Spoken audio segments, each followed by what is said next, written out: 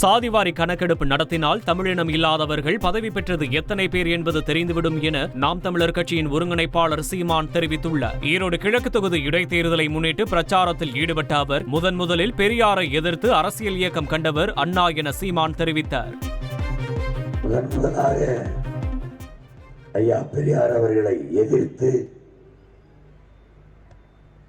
தனியாக ஒரு அரசியல் இயக்கம் கண்டவர் பேரறிஞர் அண்ணா.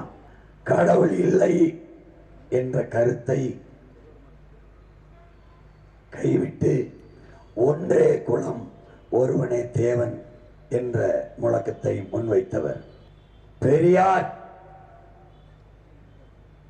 வருவதற்கு முன்பு 2 முதுகலை பட்டங்களை பெற்ற பேரறிஞர் நம்முடைய அண்ணா அவர்கள்.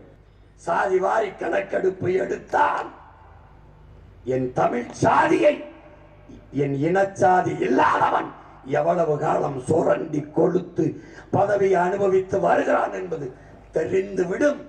நரிகளின் போலி வேடம் வெளியே வந்துவிடும் என்பதற்காக எடுக்க மறுக்கிறார்கள் திராவிட திருவாளர்கள்.